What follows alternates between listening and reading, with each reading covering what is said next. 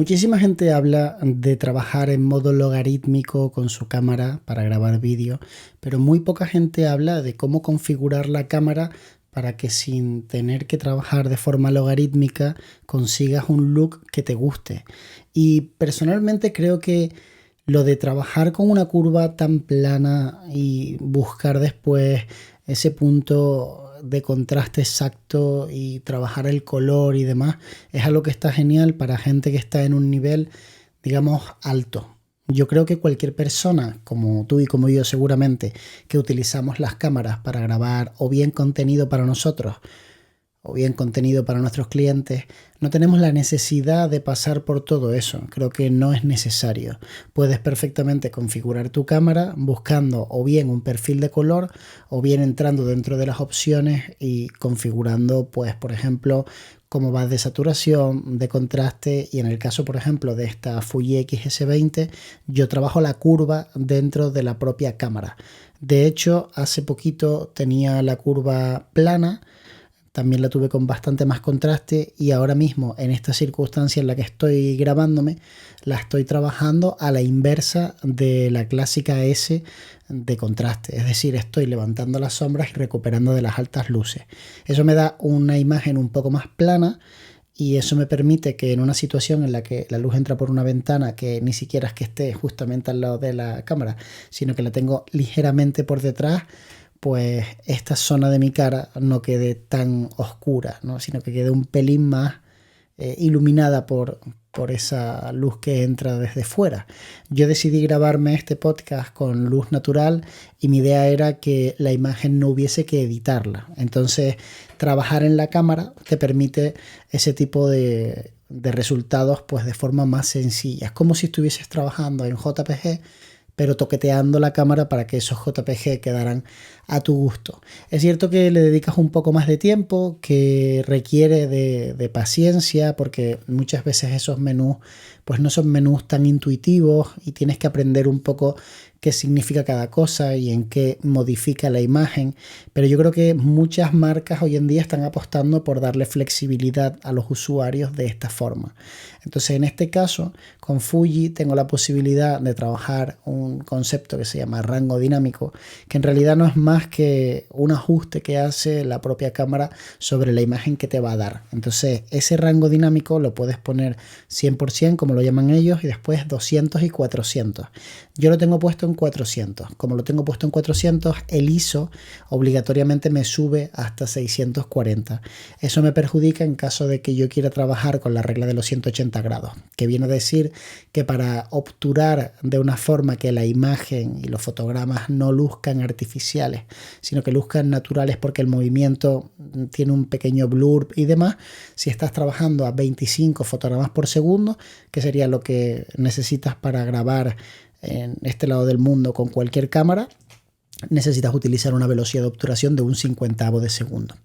Entonces, claro, si tú quieres trabajar con una velocidad tan lenta y tienes además la inquietud de conseguir ese fondo desenfocado bonito, pues vas a necesitar obviamente filtros ND. Y los filtros ND tienen un problema, y es que muchas veces generan viñeteos y generan situaciones que pues no son las deseables. Entonces yo realmente me olvido bastante de la regla de los 180 grados y trabajo con la velocidad de obturación que en cada momento me haga falta, porque mi contenido no necesito que sea nivel megatop. Me vale con tener un contenido más o menos decente.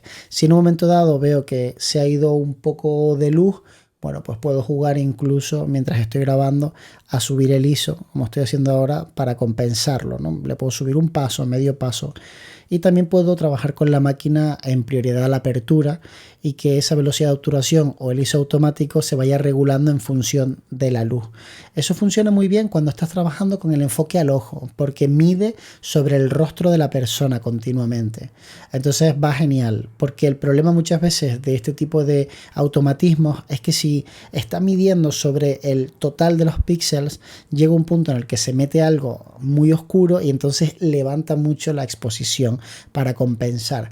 Y al revés, si de repente aparece algo en la escena que no estaba y que es de un color muy clarito, como una persona con una camiseta blanca, de repente hace la imagen y baja mucho la exposición. Entonces, Es curioso, pero aprendiendo cómo funciona la cámara, es decir, aprendiendo a trabajarla de forma manual, es como realmente puedes sacarle partido a a los modos automáticos.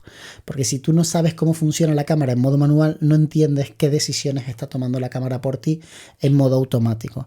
Y después ocurren cosas extrañas como que, pues por ejemplo, igual te baja la velocidad de obturación a un 25avo de segundo, ¿no? Y tú dices, ¿por qué los fabricantes de las cámaras no se paran en un 50? Porque siguen hasta un 25 o un 30 en el caso de que estés grabando a 30 fotogramas por segundo.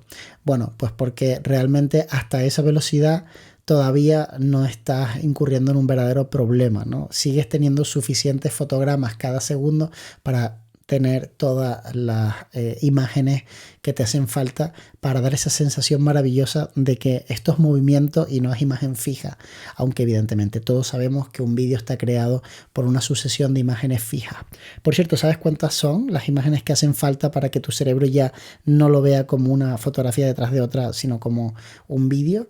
Pues por lo que yo he leído, 16. A partir de 16 ya tienes la estética que te permite pues dar la sensación de que es una película.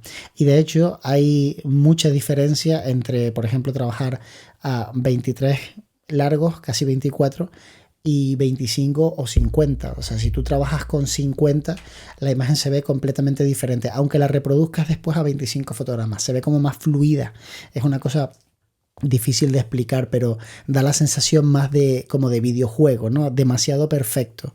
Muchas veces vas a un vídeo de YouTube, lo ves y dices, ¿qué le pasa? ¿Qué está ocurriendo? Entonces miras en la calidad del vídeo y pone 50 FPS, ¿no? Y entonces dices, lo subió directamente y YouTube lo acepta. Entonces esa es la razón de que se ve así como demasiado fluido.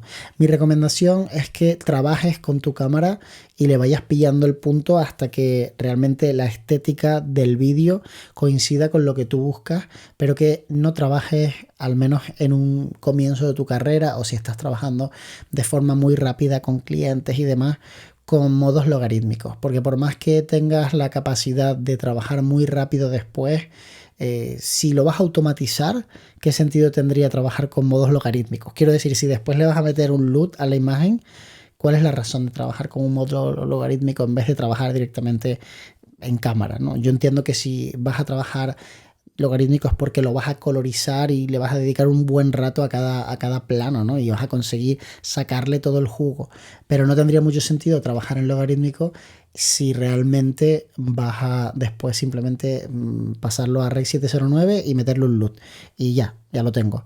Sino que tendría más sentido si realmente lo trabajaras. Entonces, como yo no tengo el tiempo para hacerlo y tampoco las ganas, al final lo que he conseguido es meterme dentro del menú, empezar a analizar la cámara y ver qué me ofrece la cámara. En el caso de Fuji, por ejemplo, los perfiles de color de Fuji ya los conocéis, ¿no? Astia, Belvia, Classic Chrome, tienes un montón diferentes. Entonces tú puedes empezar partiendo de la base de uno de esos perfiles y a partir de ahí empezar a toquetear esas curvas si le quieres meter más grano, si quieres que haya un rango dinámico mayor, menor, y entonces en base a todo eso vas a conseguir tener una estética que mola mucho, ¿no? Y si lo haces en Sony, por ejemplo, tienes perfiles de color. Yo tengo, por ejemplo, uno asignado para cuando me conecto a través de la ATEM Mini de Blackmagic, que es una consola con la que puedo cambiar de cámaras y demás, porque la ATEM Mini le mete un poco de contraste, bueno, en realidad le mete bastante contraste a la imagen. Entonces tengo un perfil preparado para cuando me conecto a través de ahí, elijo ese perfil. Claro, si vieras la cámara y estuvieses viendo la pantalla de la cámara, verías que es una imagen súper plana, es una imagen que es inservible por sí misma, ¿no? Pero como la ATEM ya le mete, no sé por qué, una conversión ahí y le mete un montón de contraste y bastante saturación, el resultado es bastante natural. Entonces, al poder configurar la cámara de diferentes formas, en el caso de Fuji, por ejemplo, tienes varias zonas customizables que las puedes guardar, ¿no? En plan C1, C2, C3, entonces puedes tener como muy customizado, bueno, cuando me grabo el vlog lo quiero de esta manera, cuando grabo un vídeo normal lo quiero de esta otra, y de esa forma consigues tener un resultado bueno sin necesidad de estar teniendo que pasar necesariamente por la colorización de esos frames y por todo lo que sería el proceso de de coger un footage logarítmico y pasarlo a 709 y después convertirlo y demás. Lo mismo ocurre con otras cámaras, ¿no? Por ejemplo, GoPro también te da la posibilidad de trabajar con un perfil plano, y también la Osmo Pocket, y bueno, mucha gente considera que esto es como más profesional, y creo que no pueden estar más equivocados. Ser o no ser profesional no depende de que tu proceso sea más tedioso o menos tedioso.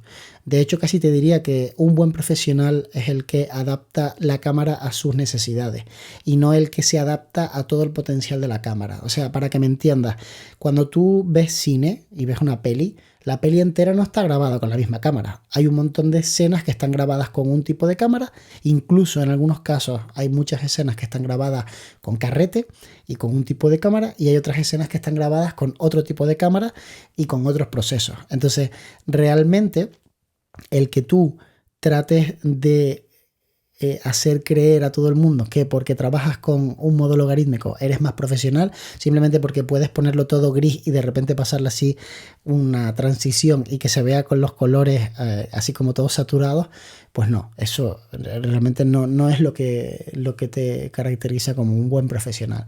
Para mí, sinceramente, y después de todos estos años que yo llevo trabajando, un buen profesional es el que presta un buen servicio, independientemente de cuál sea su flujo de trabajo. Y si eso significa que el tipo trabaja en JPG y adapta la cámara para que salgan unos colores preciosos, o trabaja en RAW y los edita en Lightroom, o los edita en Capture One, o los edita, yo qué sé, con Affinity, me da igual. O sea, lo que me importa es el resultado final. Y creo que esta industria ha bebido mucho del friquismo y de el premiar a todo aquel que complica las cosas y desprestigiar a las personas que intentan simplificarlas. Porque de alguna manera creo que la gente se queda mucho en las florituras, ¿no? y en todos los artificios que hay alrededor de la industria. Por ejemplo, eres mejor filmmaker por llevar una jaula y 500 accesorios y cargarte la cámara, a lo mejor una FX3 que es así de pequeña, al hombro, ahí con todo un montón de cosas. No, tienes un montón de cosas porque se supone que las necesitas. Si no, lo que estás haciendo es un poco el bobo. Y hay un montón de gente haciendo el bobo, ¿no? Yo mismo en muchos momentos he hecho el bobo también, porque de esto no nos libramos ninguno. Esto es como una pandemia que tenemos ahí todos, ¿no? Entonces nos flipamos y nos venimos un poco arriba, ¿no? Pero en realidad creo que no deberíamos juzgar si alguien es más o menos profesional, si alguien es más o menos bueno, en función del cacharrismo que tiene alrededor y de todo lo que hace para parecer profesional, ¿no? Como eso, como editar color, que honestamente creo que al 90% de la gente que grabamos vídeos, pues no nos hace falta. No sé, ¿qué piensas tú? Déjame un comentario por aquí debajo que te estoy leyendo.